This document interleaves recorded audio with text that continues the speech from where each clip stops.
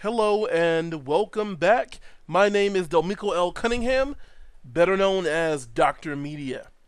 And today we will be talking about something that's near and dear, and I know I say that a lot because a lot of things are near and dear to me.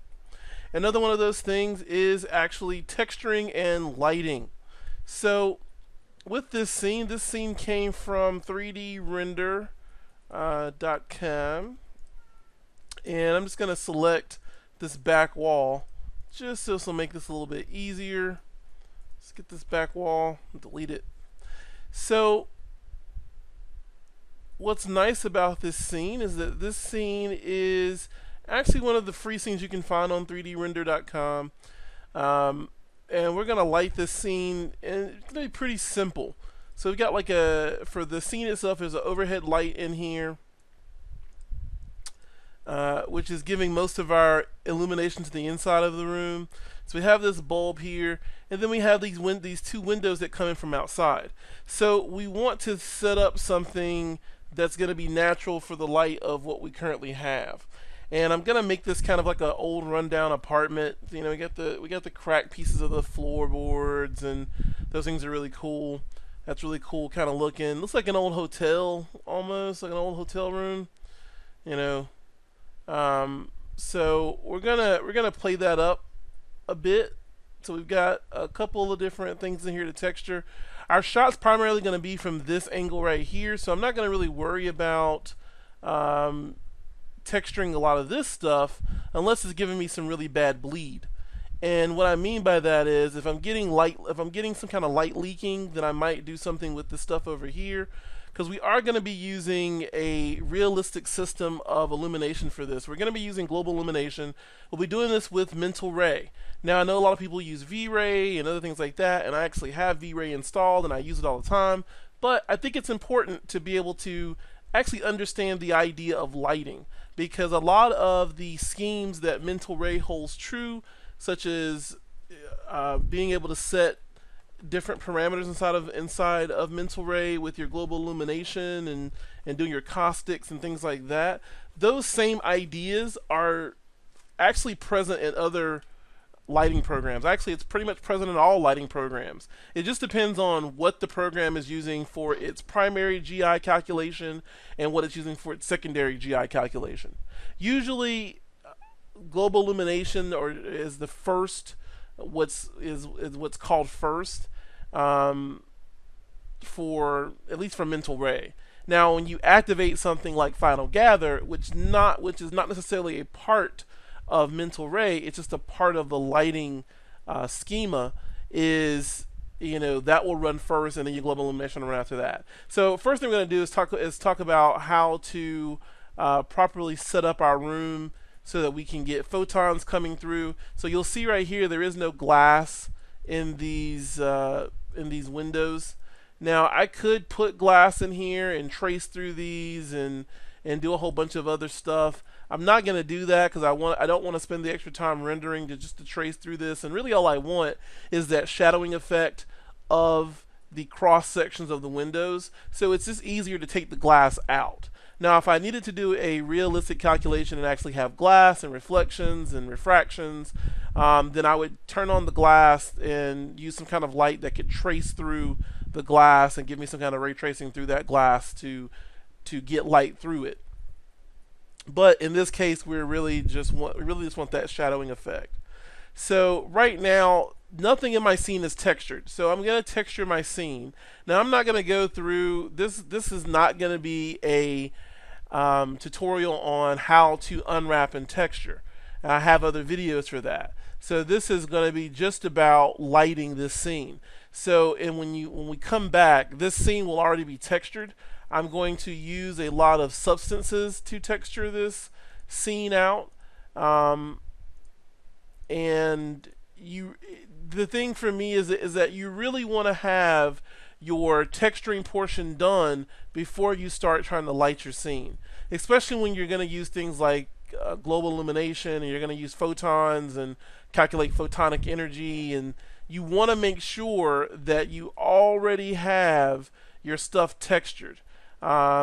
Because if you don't, your lighting is going to change. Because right now, if we threw a light in here and we started to render out the global illumination with this, with nothing but gray in here, my scene would be completely almost blown out because everything in here is just gray. So the photons would pick up the gray and bounce the gray around the room, and as the gray bounced around, it would mix and it would look almost white, and it would just be big blotches of white and kind of blown out spots everywhere inside of my scene. So honestly, it doesn't make sense to light your scene before you get textures on your objects. So you want to make sure you texture your objects and then you go through and light your scene. So I'm going to go ahead and get the textures. I already have all the textures ready. I'm just going to go ahead and apply all the textures to this. And when we get back, we'll be dropping in a direct light for our sunlight for the outside, and then we'll move forward from there. And we'll talk about some IES lights and things of that nature. So we'll get, right when we come back, we'll get back into lighting our scene.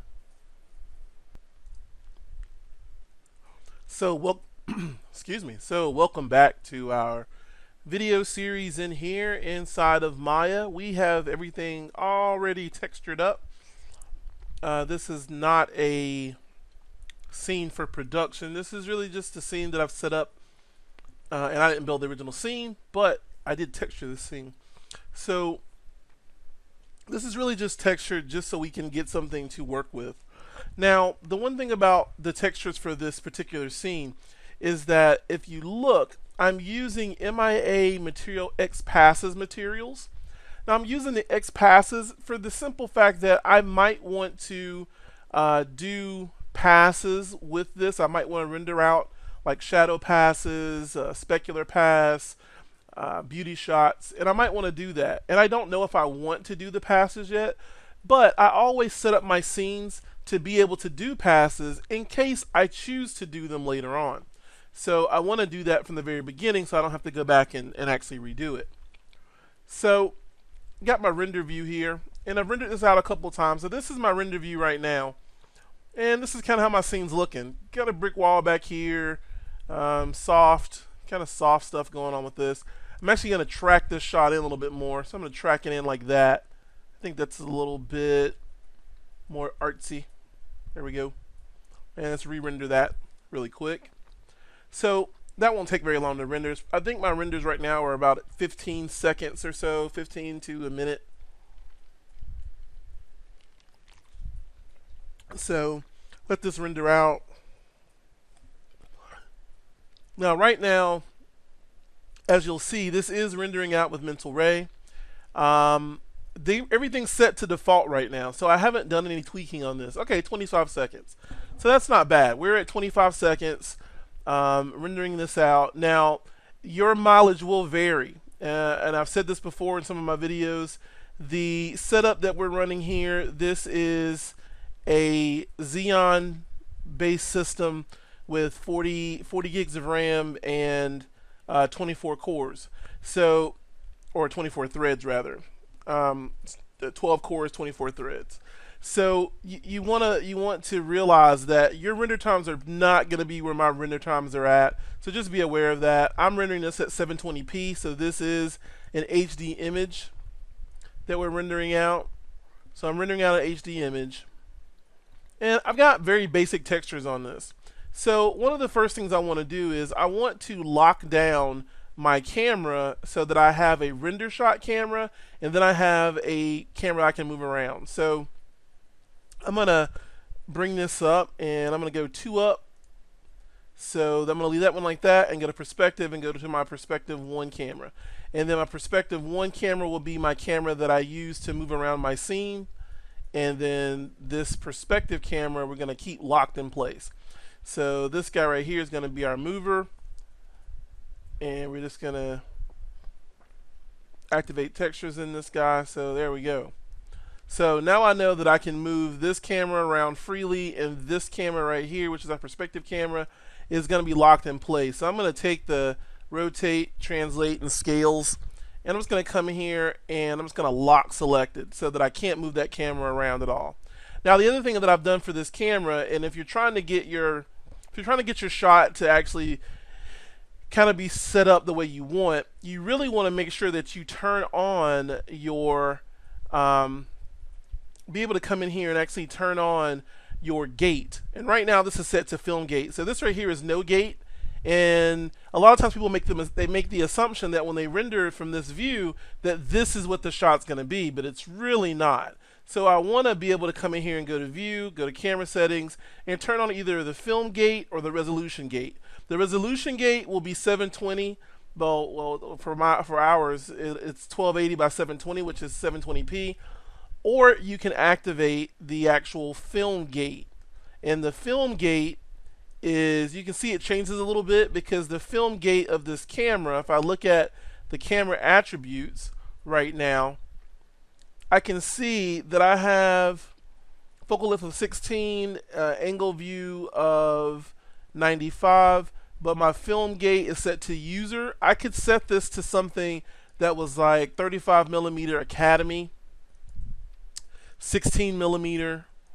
We could even do 70 millimeter projection.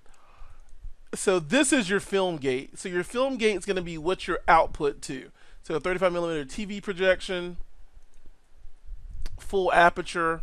So you have to know what you're outputting to. And you know, I'm just going to do this at 35 millimeter. Let's do anamorphic.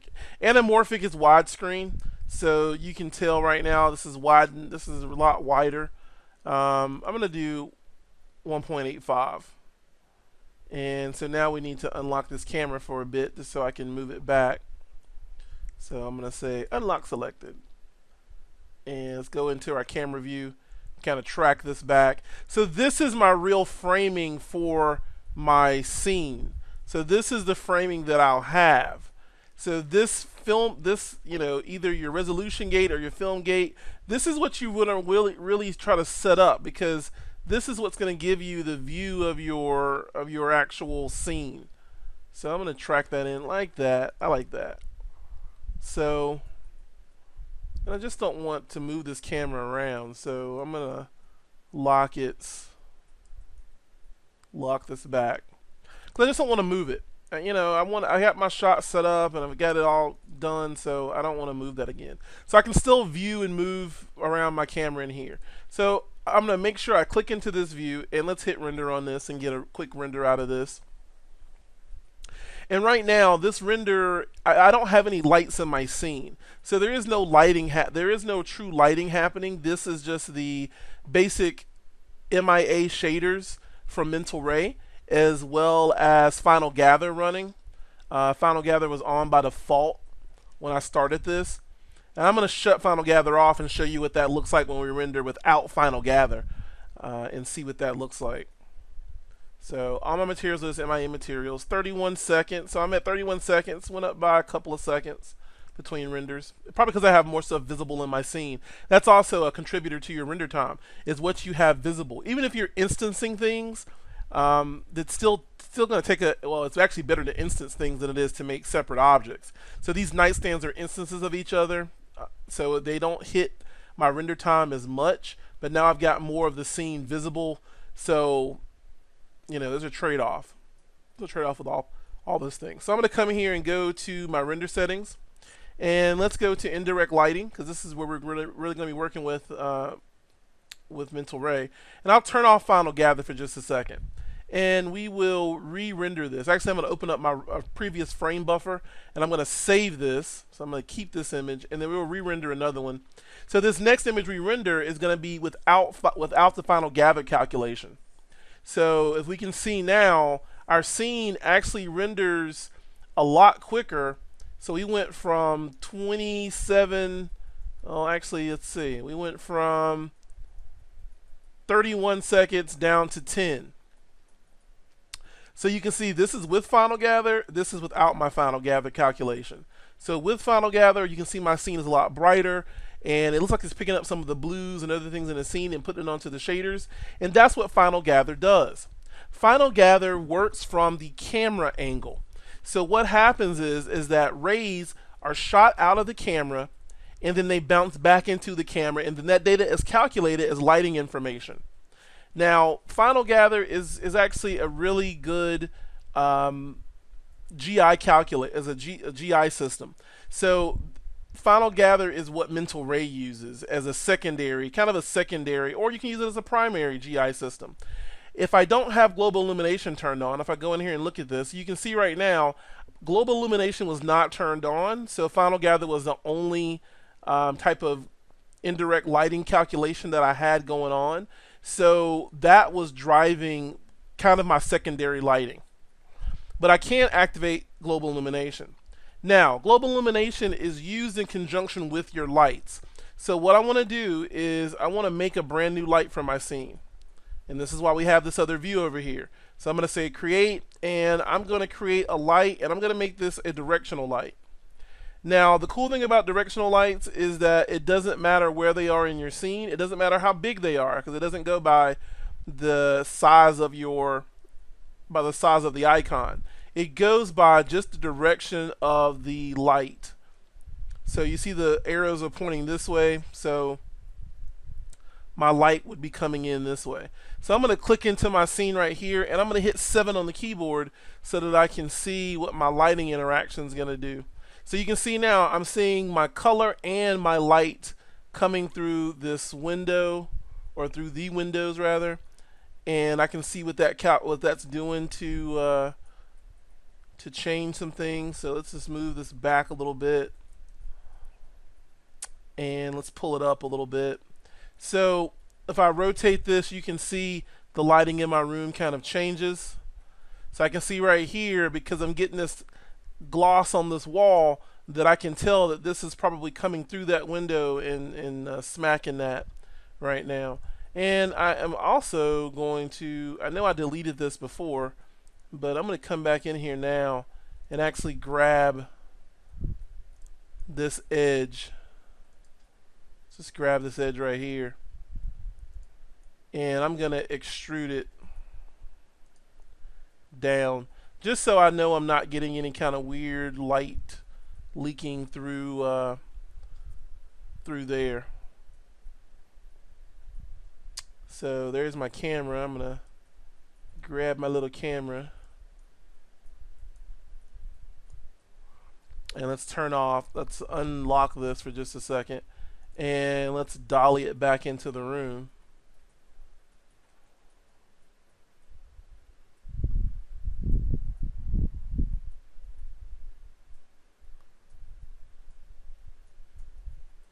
Make sure we're not clipping through the wall. So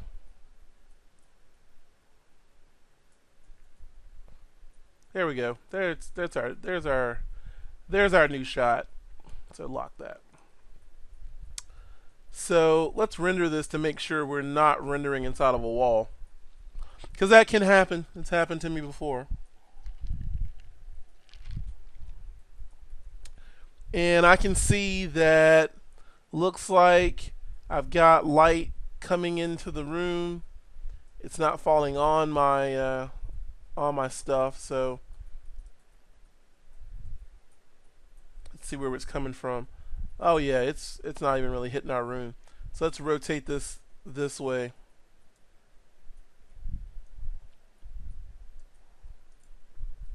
And let's re-render our room. Now, one thing you can do is that you can run, so I can see right now, I like to start lighting my room with a dark room. So one of the things that I do when I first start rendering, and I always do this inside of Maya, is that I come to the Common tab and go down here to Render Options and make sure you turn off Enable Default Light. I just make sure that there's no default light inside of Maya, so I'm not getting any kind of anything from any other lights inside of here. So I just always make sure that I turn on or turn off the default light. So with my indirect global illumination calculation right now, I've got light coming through here, but I just have light coming through. So I've got shadows. My shadows are working well. They're fine. So I'm going to open up my outliner just so I can see the objects in my scene, and I'm just going to turn this on just for lights. So you can always go here to show, go to objects, and click on what you want to just see. And right now I'm just seeing lights, and I just have that one directional light, which is fine. And let's come to the options for that light. So we've got a lot of stuff going on our screen. Let's kind of just minimize some things. So I'm going to go to the attributes of that light.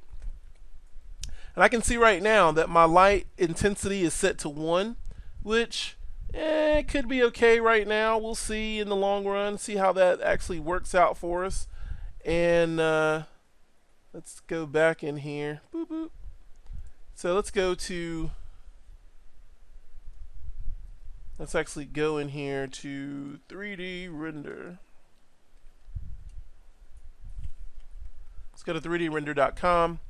And this is where I took this scene from. So this scene came from Jeremy Burns' website. And I'm going to go in here and I'm going to go to the glossary, because there's something really cool inside the glossary. There's a lot of cool things in here, but there's something that's very useful, which is the color temperature picker in here. So we can see that light is actually measured in degrees. So it's measured in Kelvin degrees. So I can see daylight plus sun. This is the indoor color balance, and then this is the outdoor color balance for that. And what I'm going to do is I'm just going to sample those. So like right here, I am just going to make this. So I'm going to come here to color. So I'm going to come here to color, click on it, get my eyedropper, and I'm going to get indoor. Actually, I'm going to get outdoor right there. And so that'll be my light coming in through the window. So let's keep this image and render another one and see what that has changed for us, if much of anything. Probably not much of anything, because it's just kind of coming through. So there it is. So that's kind of my overall light color. And I think that the intensity of this right now is okay. You're going to have to figure out the intensity for your scene based off of the size of your scene when it comes to global illumination. So to activate global illumination, you'll see inside of my light, I have this mental ray tab. I'm going to click on mental ray, and I want to say, I want to emit photons. Now my photons, I'm going to say, click on my photon color, and then click this, and I'm going to do the indoor color right here. Bloop. So there's my indoor color. So this is the color of my photons, and then my photonic energy is set to 8,000, which is a decent starting place. And then the exponent is kind of like my fall off. So right now at 2.0, this is set to a quadratic fall off. If I turn this down, then my light will not fade as quickly, meaning that it won't fade from the source that it comes from as fast. Now, outdoor light, like sunlight, you can't really say sunlight really fades until it starts to set, because that's when it starts to fade. Because usually if the sun's up high and there's no occlusion of clouds or anything like that, the sun is a pretty bright global light. It's really hard to hide from the sun unless you're underground, or underground. So it kind of floods everywhere. So it's a very, very bright light, as you know. So I can turn down the exponent of this. I can turn this down. I'll go down maybe to like 1.2, because what's going to happen is that just like in real life, photons are going to enter into this room and bounce around and make this room bright.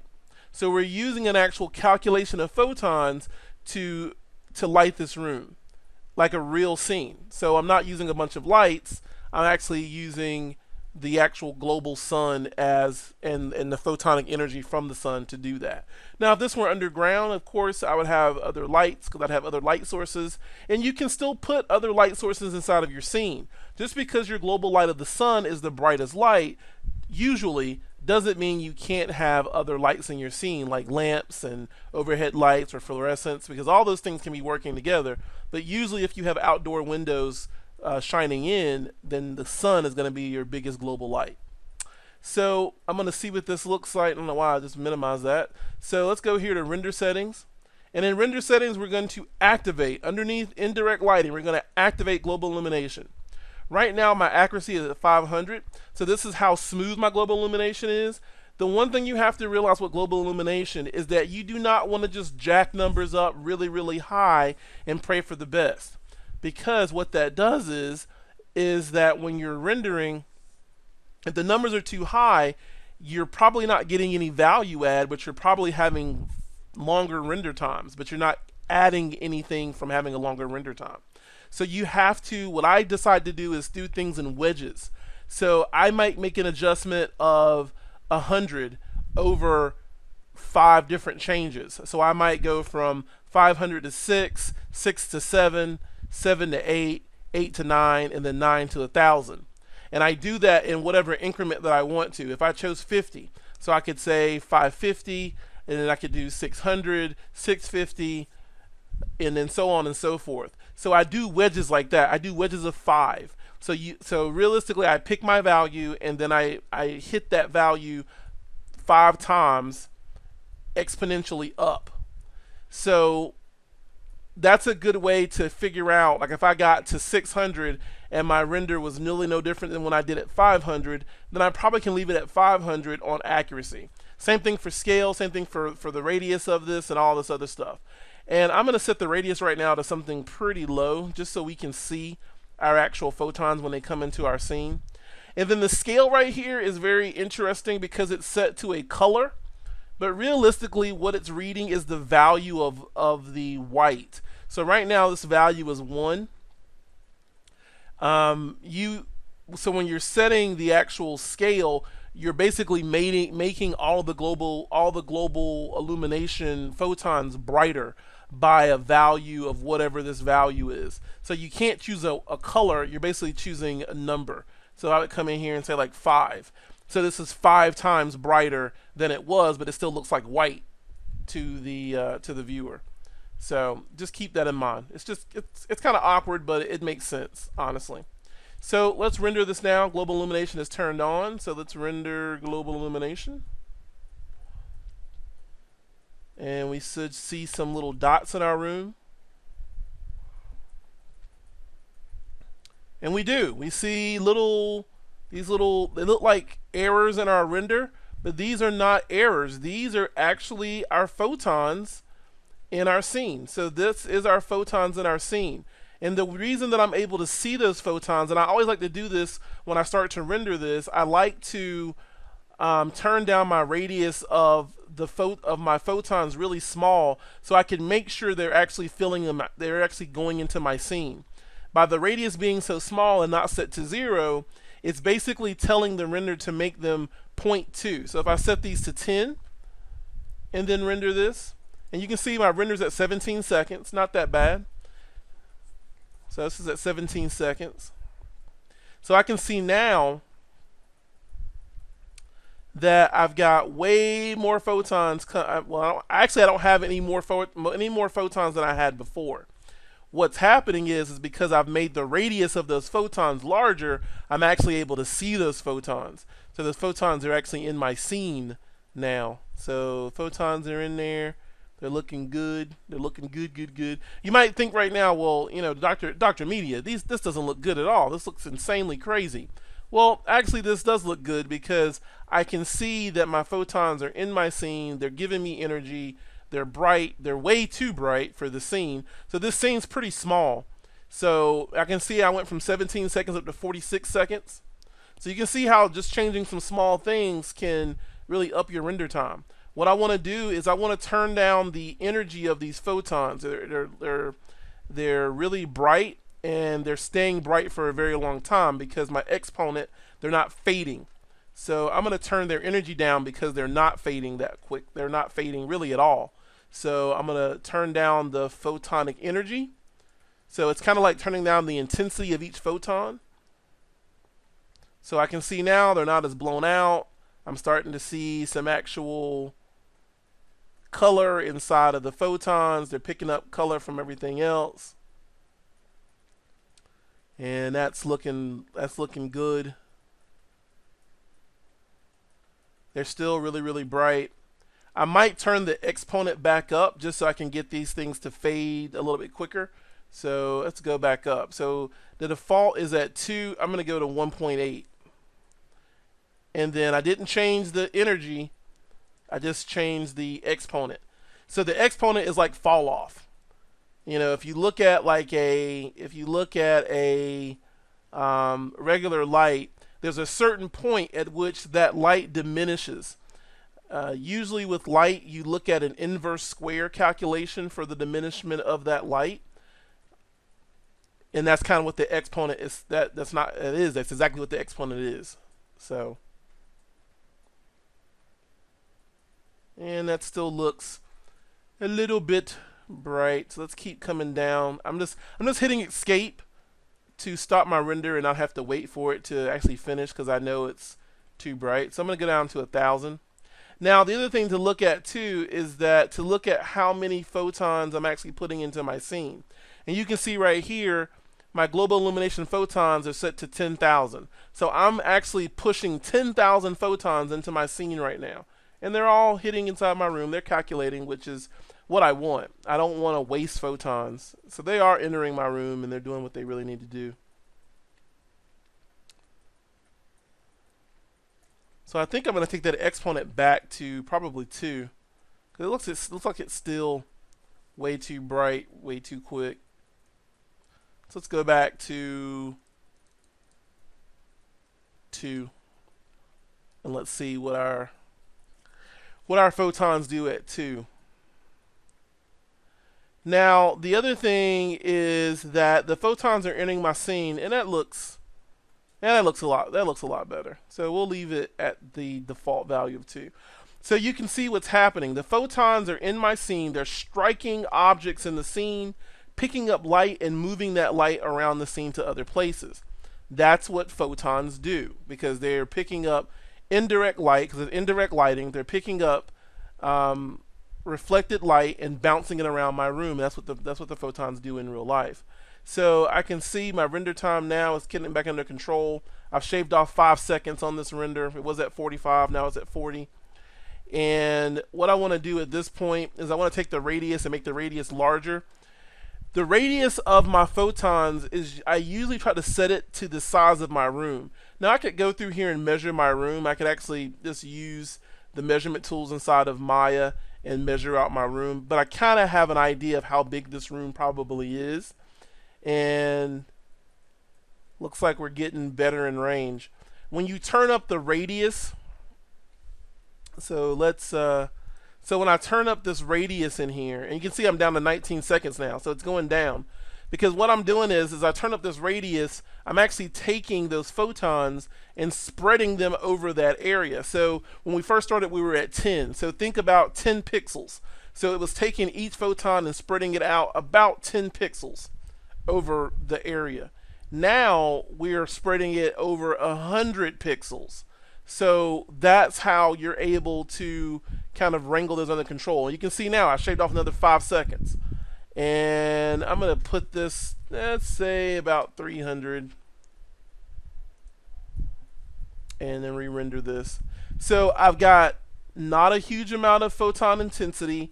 I've got the exponent back to its default, which is about 2, which is good. And I'm spreading those photons that are hitting inside the room over a very large area. So that's working well right now for me as well. And that's good. So I also, let's make sure that the scale is not still really high on this. So let's do our scale at like half. So we're gonna drop that intensity of the global illumination or the indirect lighting by half. So you can see there's a lot of moving parts that you can actually change to get your render under control. Now the other part of it is the textures themselves. This wall is very bright because the wall color is actually very light coming into the room. So what I'm probably going to do for the wall is change the wall's color. So let's come in here and click on my wall, and I'm going to go in here and say material attributes. And you can see this is a really bright color, so I'm going to bring the color of this down quite a bit. So let's keep this one and render a new one. The only thing I just did was change the color of the wall. So now the wall's color is not as bright. So that should actually affect our global illumination inside of our room as well. And you can see that it does. By changing the color of that wall, it's affecting my global illumination. Because just like real life, what's happening is that photons are entering the room and then they're interacting with the actual colors and everything inside of my room, and that's what's giving me my brightness and things of that nature. So the same thing with the window sill. The window sill, I believe, is like white, and we're going to go in here and say material attributes. Let's turn this down to more of a gray. Even if I wanted it to be white, I'm going to have to turn down the color just so I can be able to tame that light a little bit. And that's kind of what I want. I want to be able to tame these lights. So I can see right there, this is a lot cleaner. It still looks white in the render, but right now it's not as bright as it was before and blinding us in here. I'm going to do the same thing with the old school radiator that's sitting in here. So I'm at 25 seconds, which is still pretty good. And I'm going to go in here to material attributes, and let's turn down the weight of this. So right now I'm using a shade, I'm using a image for the color, so I can't turn the color down, but I can turn the weight of the color down, which basically mixes it with almost like a black or a shadow. So it takes the original color and mixes it with just a darker shade. So you can see right now this is a lot tamer in here. So the first inclination people have is when they're doing this kind of stuff is to start to fiddle around with the light, and they're just beating the light up and changing the light and flipping the light and do it. It's really not just about the light. It's also about the color. It's also about your shaders. All of that stuff comes together to make this work. So with my final gather, with my global illumination rather, I think everything's kind of coming together the way that I want. And what I'm going to do, and you can see in here for global illumination, I have caustics. We do not, well, I do have some metal things in my room, but I'm not going to do caustics on this scene. Caustics happen when light either reflects off of metallic surfaces or it interacts through translucent surfaces. So if you've ever seen a glass of water sitting on a table and the light that comes out the other side of the glass where the water's kind of, you get that light, that's a caustical light. So I'm not going to run caustics. You can see I have photo tracing. My reflections, my refractions, I'm tracing at 5. I'm not going to change that. I have a photon. I can do a photon map. My photon map is really nice because what it does is it allows my photons to be stored in a map file, and instead of recalculating them every time, Maya would actually use that file. And I usually honestly don't use those. Just for the simple fact that there's been times that I've forgotten that I had the photon map turned on. So when I made changes, I wasn't seeing any values change because it was reading the map and it wasn't updating. And then you got photon volume in here. So if you've got, you know, volumetric stuff that you're doing, you can use the photon volumes in here. You've got importans, so you're basically telling it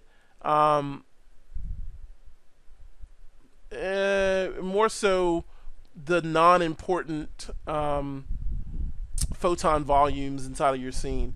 And then I've got final gathering. So I'm going to turn final gathering back on. I'm going to leave the accuracy at about 100, and I'm going to leave everything kind of default. So let's take this is our last render shot with global illumination turned on by itself, and then now let's turn on final gathering. Let's render this again and see what we get.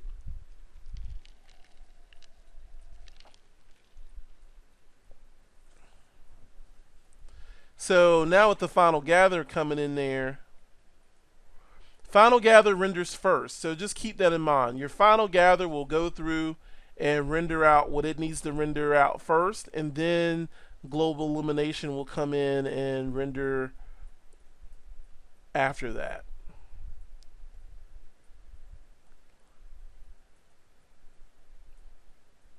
So I've got this coming on in here, and that's kind of good. And looks like something's kind of weird. Let's turn on final gather. Let's see something.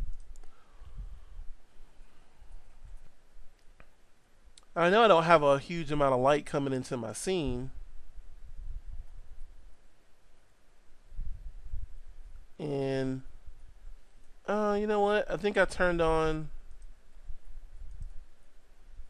I think I did. Yep, I turned it on Importans. So I'm gonna turn that off.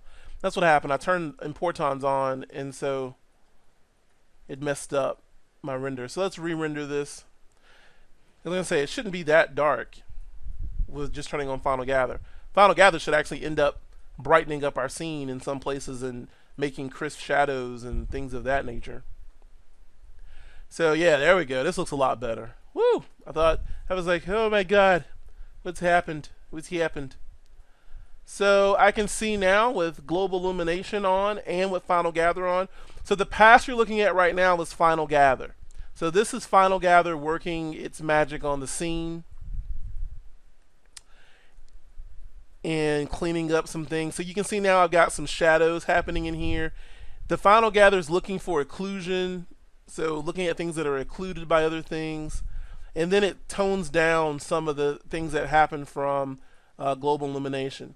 Now I can see my wall now is probably too dark with Final Gather turned on. So I'm going to turn up the brightness of my wall again. So I'm going to turn that up a little bit and turn up the heater right here. So let's turn those back up and let's go to that wall and go to my material. Let's turn that material up just a tad bit.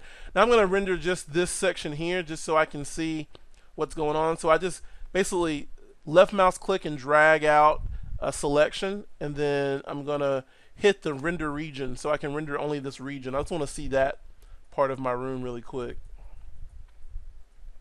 So you can see by changing that wall color, I'm actually pushing the value of the lighting up in my room, but I'm not adding any more light. I'm not adding any more light or anything like that and doing anything crazy to it. It's just that I'm changing some of the values of some of the texture or the shaders in my room. So looking at this now, this is rendered out. 35 seconds for just that, and you can see this is with my wall being darker, this was my wall being lighter. So this, by having the wall lighter, the room is lighter, and this right here is actually coming from the windowsill. So if I come here to the windowsill and go to the material for that, I'm going to go all the way in here and go to my indirect illumination options, and I'm going to turn down this. I don't want this to get multiplied like that. So I'm going to turn down the Final Gather and the GI multiplier. Let's just render this one area right here. So this should be only affecting that one shader because that's the shader that I'm trying to get under control. So you can see now this is not blowing itself out and doing all kind of weird stuff. So now I can probably turn this up in brightness again. And I'm doing these things on purpose so you can see how to be able to control your renders with Final Gather. Most people are like, well, I don't like using Mental Ray because Mental Ray is a really crappy renderer and it doesn't render well. And it's like, well, it does. It renders just fine. You just have to know how to control Mental Ray so that it doesn't go haywire and kooky and do all kind of crazy stuff to you. Let's turn this up just a little bit.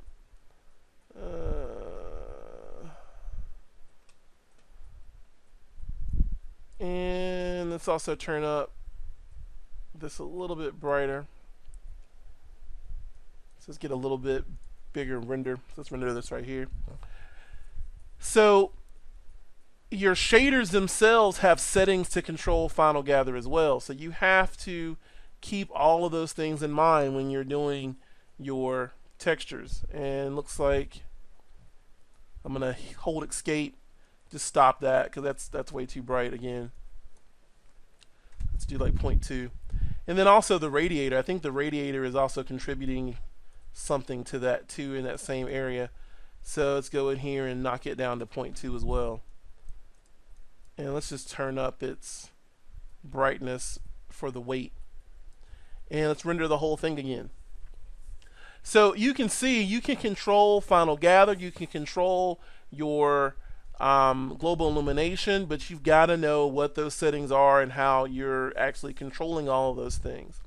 Final Gather is giving me the shadowing that my scene did not have before, because the Global Illumination will bring in light and bounce around light, but it doesn't really do anything to shadows. So it doesn't create the shadows for me.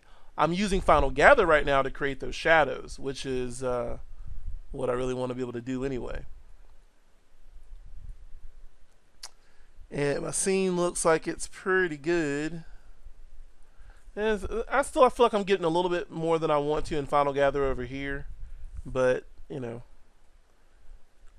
that's okay. That's okay. And I'm probably going to turn up the Global Illumination inside of my whole scene. It looks like I maybe took this down a little too much for my middle right here. So I'm going to hold Escape. And then let's give a little bit more contribution to the Final Gather here. So I'm going to do this at like 0.6, because I think this does need some kind of Final Gather on this. So let this render out. My render time right now probably is going to be pushing about a minute, if not a minute and 30. It's still rendering relatively quick, so you don't freak out. Now the thing about it is, if you're using a slower machine, of course your render time is going to go up. And one of the things that I like about my current setup is that I have this my main workstation, which I've said before is 24 threads. So that gives me some pretty decent rendering power. But I also have my backup render farm rather. And the render farm is, if I'm doing big scenes, and big stuff for clients, I'll turn on my render farm, because that's like 4 computers or 4 blades, and those blades have 32 gigs of RAM apiece, and each one of those has 12 processors. So I've got 48 cores, and then I've got 128 gigs of RAM that runs in that render farm, which sometimes when they're a really heavy load, that comes in handy. I can't tell you how many times my render farm has saved my butt. And I'm in a minute and 13, which isn't bad. And what I'm going to do is I'm going to go to my directional light. So there's my directional light. And for this, I'm going to turn up the intensity of my photons. Let's do it. So I'm doing 1,000. So let's do this one at 2,000. And then re-render this. Now the thing about it is, I could have, instead of turning up the intensity of the photons, I could have changed the global scale of the entire Global Illumination like I did before, because Global Illumination scale inside of indirect lighting was set to 1. I could have just turned that back up to like 1 and be able to get my scene to be brighter without adding any more photon intensity or anything like that. But I chose to do it by just changing the intensity of the photons. So this pass right here, I'm going to look for things that might be too bright, or artifacts or things. So I'm going to look for things like that in this particular render. And I think that this windowsill right here, I'm still going to change it. I'm going to turn it down, because I don't like this. I don't like that bright white that's happening on my wall, because everything else is coming through with this kind of brownish yellowish wash, and I don't want that to be so bright. And we're at 1 minute and 12, which isn't bad. So I'm going to turn this guy down again. So when you're rendering, it's really a lot of tweaking. So there's my plastic. Let's look at the shader and see if there's not something else that's happening. So I could turn down the reflection color. So the reflection color, I could do this. I could say my reflection color is going to be the same color as the wall. So it'll reflect back that color when light's hitting it, because it's like a plastic. And let's say that it doesn't contribute, but like 0.1 maybe. So let's say 0.1 is contribution. And there we go. The other thing I'm going to turn on in here in my indirect lighting is turn on ambient occlusion, and my ambient occlusion is going to turn it on, and I'm going to hit this at 2048. So 2048 rays are going to be cast into my scene. So let's do that, and this is just my render buffer from before. Let's keep that image, and then let's re-render this. The ambient occlusion should add some additional time to my my render.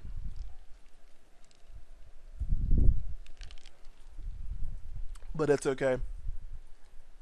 Now you also can see with actual individual shaders, you can activate ambient occlusion for individual shaders inside of Mental Ray as well.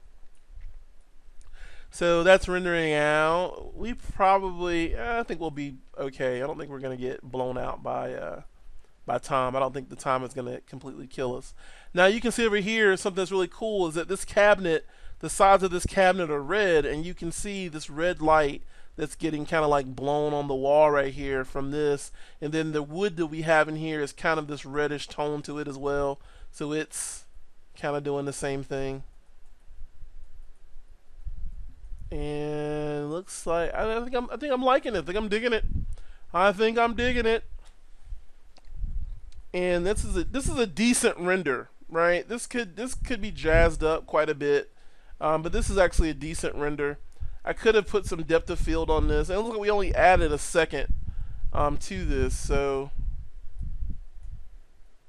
you can see this is my last render. This is that render with some ambient occlusion going on. So this is still really, really bright, and then now this is a little toned down a bit better. So very subtle differences. Very, very subtle differences. But we can see where we came from. This is what we started with, and this is where we're at right now. So this is the start of that, just color, just rendered color with no lights, and then this is where we're rendering at right about now. And that was really dark, and then we're right about here. So we're good. I probably want to tone down this guy right here, this shader. I think it's really, really red, so I'm gonna just bring it down maybe to like, let's say 0.7, and let's just get a render shot of this. I just want to render this. So it looks like our render is actually pretty much under control the way that I really want it to be. I'm liking everything that I'm seeing inside of my scene right now. I'm not really not unhappy with anything. So yeah, I like that a lot better. That's a lot cleaner. Let's render our whole scene.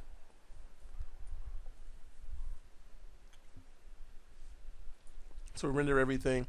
So when you're lighting, you have to pay attention not only to your actual lights, but also you can see when using Global Illumination, you have to pay attention to the colors of your shaders, the brightness of your shaders, because this is working like a real world environment. Mental Ray is actually a pretty powerful renderer.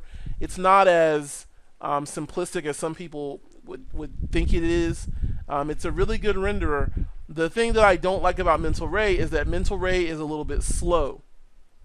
And then renderers like V-Ray are a lot faster because they can use CPU and GPU calculations. And I think the newest versions of Mental Ray can actually use your GPU to accelerate as well. But just in general, for me, V-Ray, if I'm doing architectural stuff, V-Ray is just a really strong renderer. So that I'm used to using that for architectural pieces like this. It has a better radiosity. It has a better understanding of light.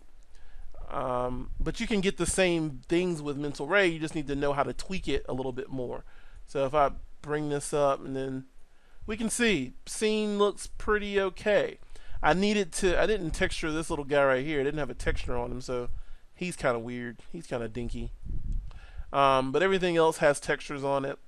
I've got some shading and shadowing in here, and my scene looks pretty good. You know, you could turn up the brightness of the actual light. So if I go up here, you'll see I have intensity, and I can just turn up the intensity of the light, and that'll also brighten just the light. So if we did that right now, and re-rendered it. So our brightness of our direct light is now going to be at 2 instead of 1. So it's going to throw in more light into our scene. Plus our photons and stuff are working in conjunction with that. So our scene should be a little bit brighter. And even the light coming through the window. So this light hitting our wall and our bedspread should be brighter because now the light outside is actually brighter. So that's kind of how that works, right? So. And we can compare these two because I have a shot from the last render we did, and I would compare it with this shot here and see how much more brightness we have coming through our window, hitting our textures and stuff inside of the room. So the big thing is too is that you want to think about what kind of scheme that you want when you're actually lighting your scene. You want to have a particular reference in mind, or you just have a reference that you've taken maybe. So you're trying to get a particular type of light. I do not suggest just playing with lights and hoping you get something that looks the way you want. That's never good. So yeah, you can see I turned my light up to, that was at 1, that's at 2. So the light coming through the window is a little bit brighter, like how I want it to be. And I've toned down this chest over here by turning down the brightness of that shader. You can see this is, because that shader is attached to the window blinds and to this, so they're all the same. And so you can see this was a really red room. This is kind of toning itself down, and it's a lot cleaner. I probably would do the same thing underneath here. Like I think that shader on this is a little bit bright. Let's go here to this, and let's just turn down, let's actually keep the color the same and turn down the weight, bring the weight down. So let's keep this one and then render another one. We're at 1 minute and 13 seconds, which is not bad. And I haven't done this really before, but let's see if it'll bring up while we're rendering. I don't think it will. There we go. Let's look at performance. Let's look at our CPU cores. So you can see I'm hitting 100% utilization on the CPU.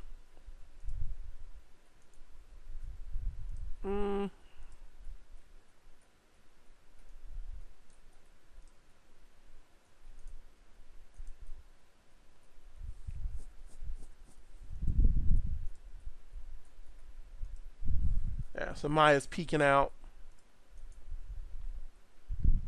So I'll look at logical processors. So you can see these are all the processors in here. So each one of these little boxes is a processor. And this right here is a Xeon 5640 running. This is 2 Xeon 5640s running at 2.27 gigahertz. So they're not the fastest chips around, but I like them. I mean, they do pretty well. And you can see we're only using 12 gigs out of the 40 gigs of RAM. And I'm running Maya right now, and I'm recording this video, and I have Substance Designer open as well. So, you know, and I think I like that. So this was before, it was a little bright, so I just turned it down, and it's a little bit more, feels a little bit more natural underneath there and everything else. So our light, if I look at my primary light, if I look in the shadows in here, you'll see that it's actually shooting out ray trace shadows, and that's what I want. That's how I'm actually getting the shadows in the room, is from the ray trace shadows. So my shadows are accurate, and everything looks pretty good actually. I'm actually kind of happy with this. I might turn up my light a little bit, and I might turn up the photons a little bit, but overall I think I'm actually very pleased with my light. Let's add some more photons into our scene and see what our render time does. So that was 10,000 before. Let's add 30,000. So we add 20,000 more photons in our room. Now, if more photons are entering into your room, ergo your room's going to be brighter. So keep that in mind as well. So there's a lot of things that can actually change the lighting calculation in your room. The reason why I'd want to put more photons in my room is so that I can have more photons to pick up more indirect light or more indirect color and bounce more of that color around the room. That would be one reason why I'd want to increase the amount of photons for my room, not just to make it brighter. So you got to think about how you're using your photons and how you're actually using all the values. Now you got to remember, Final Gather, I haven't really done anything to Final Gather. Final Gather is set at its default value of 100. If I go up with that a little bit, I probably would be able to get some additional shadowing and also be able to get some secondary light bounces from Final Gather as well. But I'm gonna let the Global Illumination do the bouncing of my light and get the indirect lighting with the photons, and then I'm just going to let Final Gather just do kind of like the shadowings, the shadow of my scene. So I've put in more photons and let this render out. Let's see how much our render has increased, because it's going to have gone up at least a tad, if not completely out of whack. So it went up by, looks like 12 seconds. And you can see this was with 10,000 photons and this is with 30,000 photons. And it looks like, well, you know, well, Dr. Media, all you did was make your scene darker. Like, it was stupid. Why'd you put them in there? Because now your scene's darker. Well, if you look at it, it's darker because more color is being picked up from the room and bounced around inside of the room. So you'll see, if you look right now, like right here at the pillow, so you can see now my pillow has some reds from this bouncing over here and bouncing that light onto the pillow. So it looks more natural because I've got more of that in there. So this right here is dark right here. It's actually picking up some of the red and getting some of that kind of blazed onto itself. So I can also come in here and turn up the intensity of these photons probably a little bit more. So let's go up by another wedge. Let's keep this image. And so my render time right now, it should not increase because I didn't add more photons. The only thing I'm doing is changing the color value or the value intensity of the photons. So it should not add any additional render time. In theory, it shouldn't add any render time, but we'll see. So we still should be at about a minute 26 or a minute 27 for our overall render. Honestly, the slowest part of our render right now is going to be the Final Gather, because the Final Gather takes quite a while because it's a ray tracing method. So it's ray tracing from the camera back to the camera. So that's probably taking the most of the time.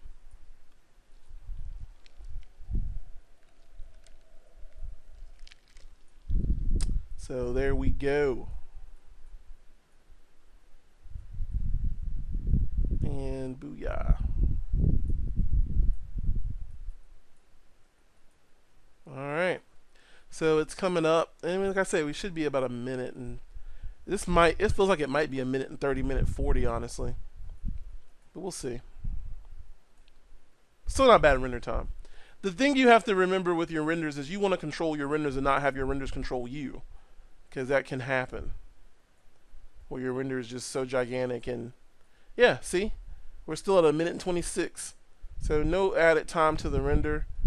And I've got more photons to give me more light, and then by turning up the intensity of those photons, I just brighten my scene. So I have a little bit better reflected light in my scene, because this is what we had before. This is the scene, kind of flat still. And then by turning this up, I've got some reflected light, more reflected light, because I've got more photons to reflect around in there. And then I just brighten them up a little bit. And yeah, that's it. That is it. Looks like I probably would want to put something on my wall. This guy right here not having any color on it is actually making this bright spot. So he didn't have any color on him, so I'm going to get some color on him just to prove that point. And this is assign material. So now I should have the same material as everything else. So let's just render this one little spot right here and see how much that changes our area right there.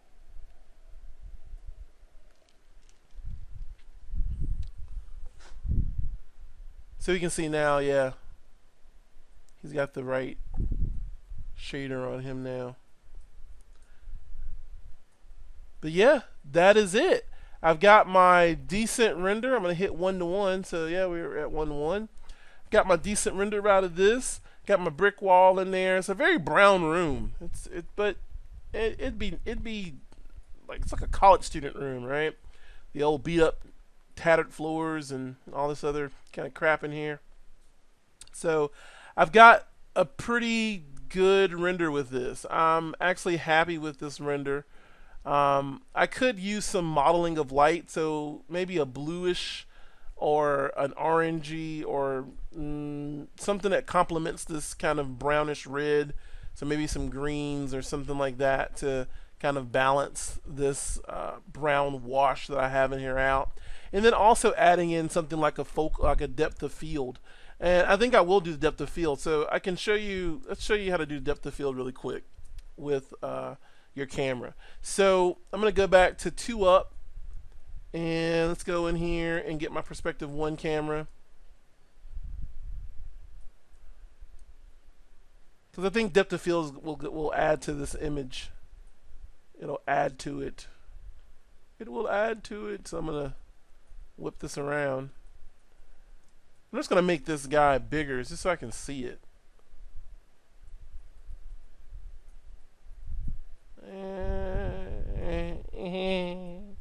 So there we go. Just so we can see it. So I'm going to go in here and I'm going to go to display and say my heads up display. And I want to see object details.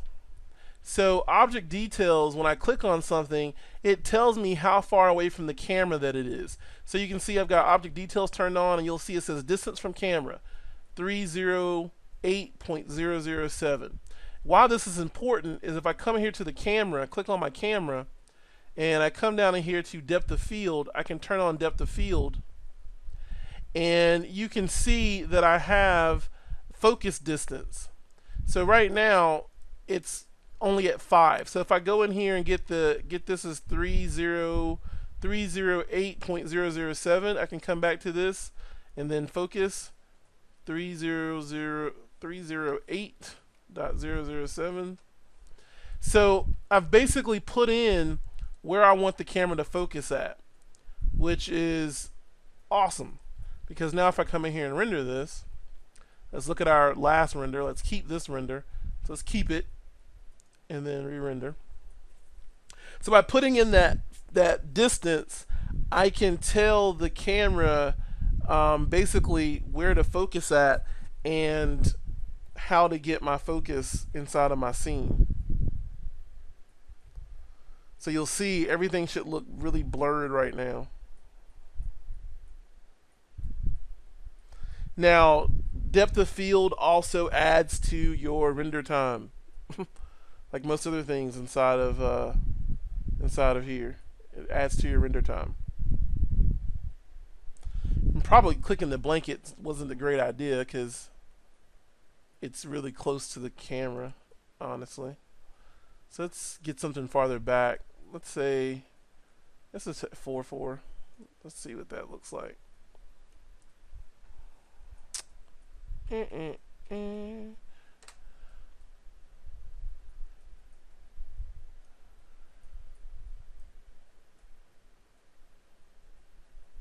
Alright.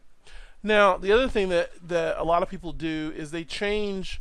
If you look in here for Mental Ray has a set of shaders in here that you can actually come in here and create a real shader for Mental Ray and get a real lens, so you can get exposure and then also a bokeh And then this is the depth of field. So you can say use bokeh and set up a bokeh effect. And Mental Ray realizes that and knows that about your camera if you're going to use a lens shader or whatnot. Like if you came in here to lens shader, and so you can set up multiple lens shaders. So you can go here and just grab this one lens shader and throw this in here. Now the thing is, if you're going to use this Mental Ray lens shader, then turn off depth of field. You don't want both of those on. It will screw up stuff. So I'll say my plane's going to be at like 300. And then let's render this now. So you can use the depth of field that the basic Maya camera has on it, or you can use a lens. So it's kind of like applying a lens onto your camera, just like you would inside of real life. And you can see that the depth of field, or the lens rather, is active because everything's blurry. Now I can tell you this render time here is going to take quite a bit of time because this is a pretty big scene. So I'm going to pause the video and let this render. And I'm going to look at what this render is, and then I'm going to go back and make sure if I need to adjust anything on my plane, my focal plane. So let's pause this right quick. Alright, so our render has finished, and as you can see here at the very bottom, our render now is at 5 minutes and 46 seconds. Yes, by the inclusion of using the depth of field, we have actually increased our render time by like 4 minutes per frame, which is actually not that bad when you're thinking about using something like depth of field, because depth of field is a very slow process, and if you're, it just is a very slow process in 3D. So some of my final settings for this, you can see right now my focus is really kind of more here in this area of the photo. You can see I've got some blur here, some here, depth of field over here on this. So if I go back to some of my previous renders, this was before any depth of field. So everything was very much in focus, which is technically correct, because if we looked at something, if we had 20/20 vision and you looked at this scene, then you would see a very in focus, sharp scene. But artistically, we wanted to add something to it. So this was at 100. I moved my plane to 90. And then the radius was at 1, and then the samples were at 4. So what I did was I brought this to, so this was 90, and this was 1, and this was 4. So this is what this render is. So everything got very hazy. It actually got a little bit brighter and hazier because of the depth of field being applied to it. And then this, I just kind of moved my depth of field plane a little bit more. And this is actually the same shot, so there's no difference in depth of field right here. The only thing that I did with this is that depth of field in my final render, I turned it down to 0.5. So I pretty much cut the radius of my depth of field in half. I brought the focus plane back to 70. And then I also turned up the samples to 32. The reason why I'm sampling this is a very high sample rate, because I want to be able to have, a very clean image. So I could try sampling this, and I did the same thing I did before. So I started at 4. I went up by multiples of 2. So I started at 4, went to 8, 8 to 16, 16 to 32, and then 32 to 64. That's what I'm going to do now. So I'm going to do this at 64, and I'm going to give it a little bit more blur, so like 0.8 on the radius, and we'll render one more of these. And I will pause this again and render another one of these, because it's going to take about 6 minutes. So I'm going to render this, and then we'll look at the final 2, and we can get the depth of field and get some final wrap-up things. So you can see in our final render that we got out of this, I'm using a radius of 0.8, 64 samples. So the more samples you have when it comes to your depth of field, the cleaner your depth of field is going to appear. So I've got 64 samples of this now, the same distance from the plane, and then the radius is up by 0.3 or 3/10 rather. And I've just got more samples. So this is the same scene at 32 samples, and this is the same scene at 64 samples. So you can see using depth of field actually does enhance the artistic look of your scene, but it's not something that you have to use for your final scene when you're rendering. It's something that will bring up the artistic nature of your scene. So I'm going to call this scene pretty much done. I still got a little bit of light leaking over here with the final gather I can clean up. But overall, I'm actually pretty happy with this scene. This is a simple scene. The textures in this scene are nothing special. These are very simple textures. But I think getting from here, starting here, and getting to here, I think this is an incredible journey that we've gone through over the past hour. So in closing, some things to think about. When you are doing things like Final Gather, when you're using Global Illumination in your calculations, one, I never like to use the image bait or the physical sun and sky. Physical sun and sky, you can always tell physical sun and sky when you use it. It has a very distinct look to it, and you can change it up, but it's a preset. So I never turn that on. I always end up using an indirect light inside of Maya and making that my sun. I do use image-based lighting. I didn't use it for this particular render because, well, one of the reasons is I don't really have a lot of reflective materials in here. I've got a couple of chromes and coppers, but I didn't have anything that I really wanted to have cast some kind of reflection. So I was good with that. The other thing is that making sure you turn on your global illumination. But when you turn on global illumination, you have to remember that you have your global illumination in your indirect lighting tab, but also your light has to be set to emit photons. You have to turn on both of those.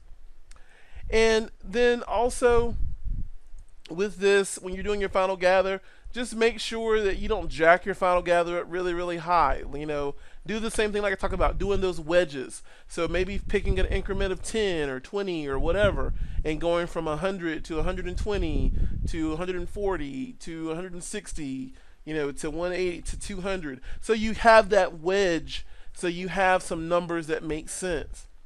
The same thing in here with your radius. Your radius is going to be based off the size of your room. Now, one thing that I did not do with this room and we didn't talk about was actually making this room to scale.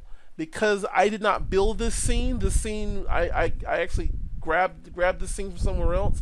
I didn't build this scene to scale. I don't know if the room is built to scale. The current scale that I use inside of Maya is meters. So everything that I measure with, I measure in meters. So that's just what I use. A lot of people like to use feet, but I prefer meters just because meters is a more standard. The metric system is more standardized, honestly. So I just like using meters. So that's just me. But you can use whatever measurement you want to. The other thing about when you're trying to set your render up, just make sure you don't really just turn your numbers really, really high up, because that sometimes doesn't give you a better render. It sometimes can give you a worse render. You can see I'm at 9 minutes, but that's because I'm using, you know, depth of field, and I've got bokeh. Well, I don't have a bokeh on this, but I do have my depth of field turned on, and I've got a really high sample rate on my depth of field. So those are things that are adding to my overall render time with this right now. So just keep those things in mind. Probably gonna put this at 0.4. I'm gonna try to get my render a little bit more back in range. But those are things that you want to think about as you go through and do your render. And hopefully, if you have questions, then ask them, leave them in the comments down below. And if you like this video, like the other videos here on the Phoenix Inceptions channel from Dr. Media, then maybe subscribe. And I will see you next time right here on Phoenix Inception Media. And I am Domiko L. Cunningham. better known as Dr. Media. Until next time.